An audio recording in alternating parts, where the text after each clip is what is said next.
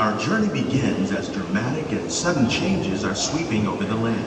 The approaching storm may seem violent and destructive to us, but to nature, it's a new beginning in the cycle of life.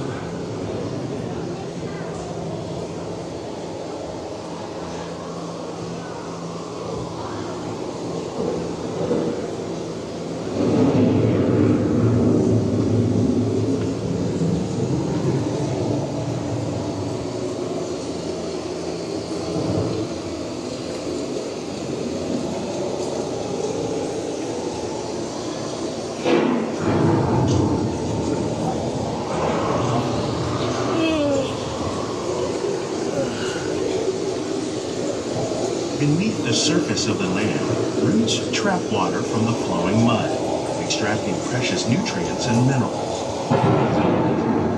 Sunlight create the first living systems of our planet.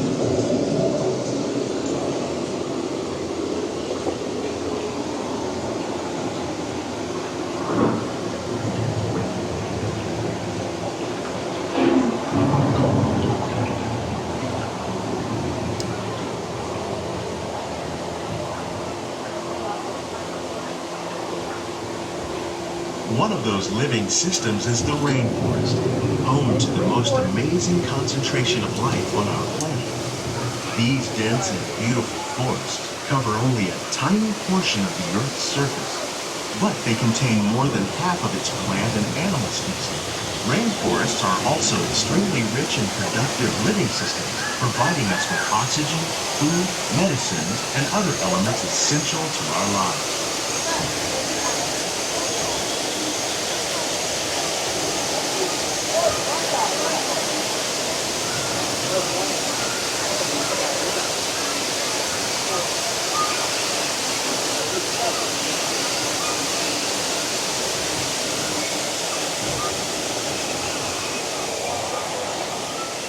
In the desert, nature has created a very different, no less beautiful living system. And while this arid landscape may seem lifeless, it is very much alive. The plants and animals that have learned to survive in these harsh conditions make use of what little water they can find and avoid the scorching rays of the relentless sun.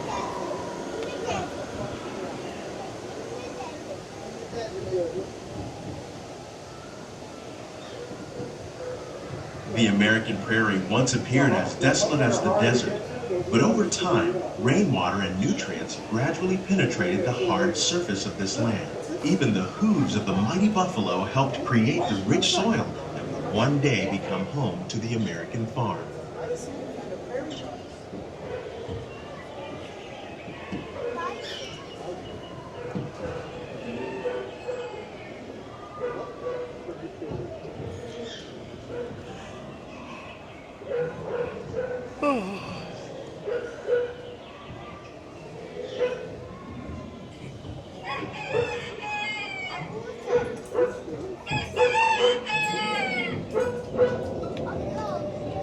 Of all the forces at work on the land, humans have had one of the most profound effects.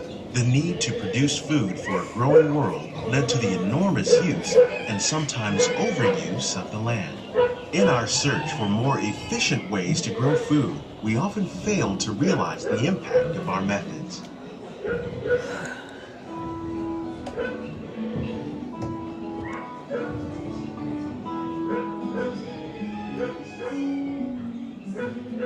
Today, we're learning to live with the land, discovering better ways to grow food that will assure both human and environmental well-being.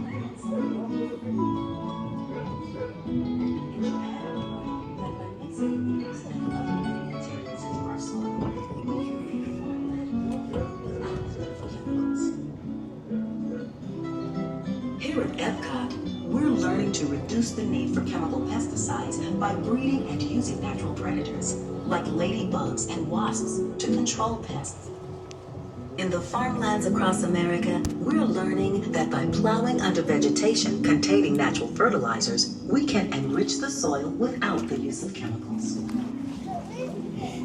In arid regions, we're learning to produce food on the desert seacoast by developing and planting crops that thrive on salt water. In Japan, we're learning that by mixing leaves and other living materials into our soil, we can How make will we meet tomorrow's growing needs for food production, yet still respect the needs of the land? Some of the answers are being discovered just ahead. To help us maintain these carefully controlled ecosystems, and for your safety, please remain seated in your boat at all times.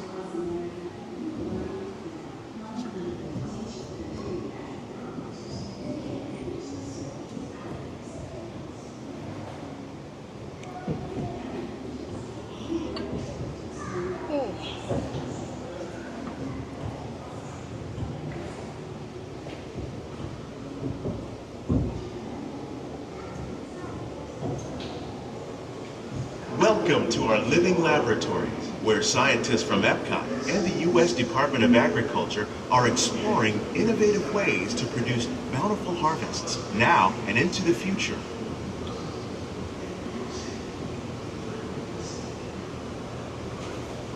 The tropics are home to the greatest diversity of plants on the planet. Many of these, like papaya, bananas, cacao, coffee, and rice, are well known around the world. These are just a few of the edible plants that have been an important source of nutrition for people living in the tropics. Many are rich in vitamins and minerals, while others are well adapted to growing in less than ideal conditions. Some, like the water lily, thrive in wet, swampy areas and waterways. All parts of this plant, even the flower petals, are edible. The starchy root of the plant has long been used to make flour for baking.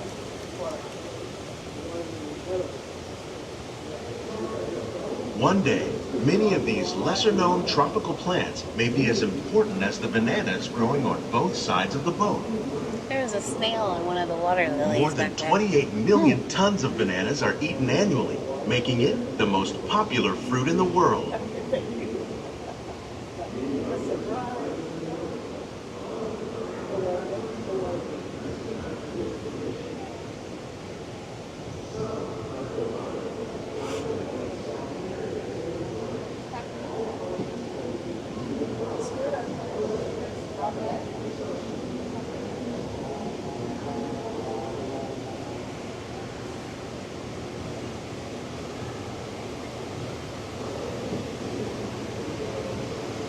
When we mention farming, you probably don't think of fish. But fish farming, or aquaculture, accounts for nearly half of all the seafood consumed globally. Tilapia, bass, and catfish, like the ones you see here, are three of the more popular crops raised by fish farmers.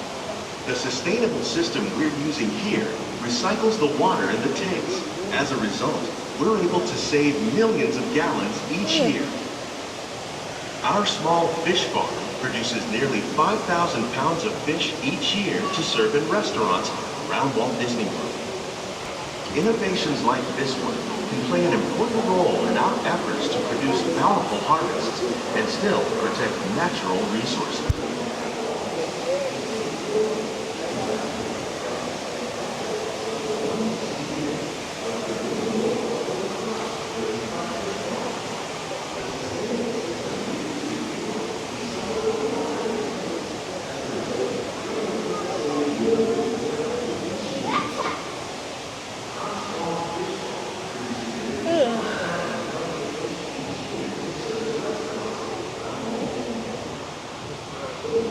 While there are more than 50,000 edible plant species in the world, most of us are only familiar with the handful that make up our everyday diet. The common grains growing here, wheat, maize, sorghum, and millet, plus rice, account for nearly 2/3 of our global food consumption. Learning how to increase yields of these staples is an important goal of research around the world.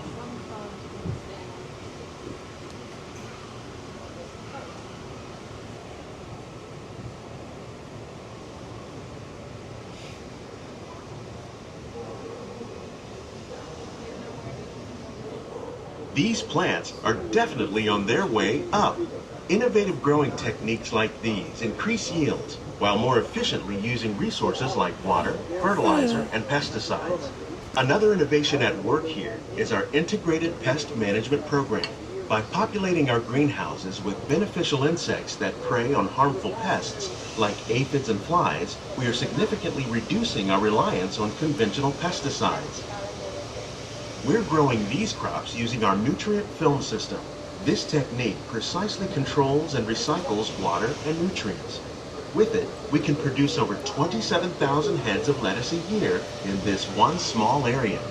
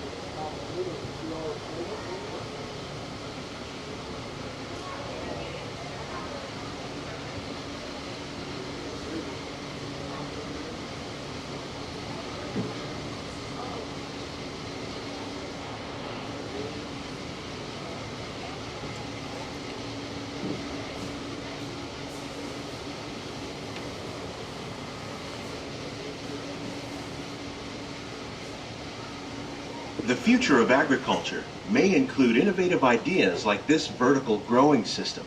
Plants grown in this way use a fraction of the space required by traditional growing methods. That saves water and increases production. The aquaponics system on your left combines hydroponics with aquaculture.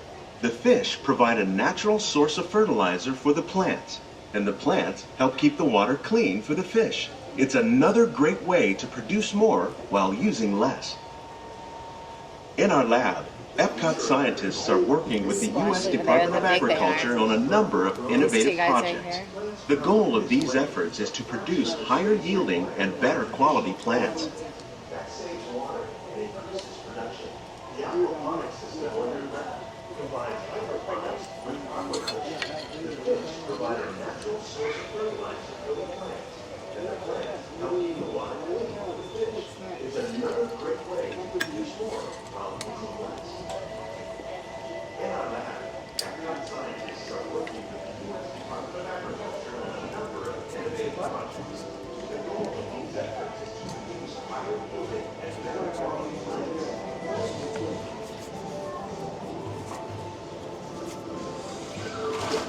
better quality plants.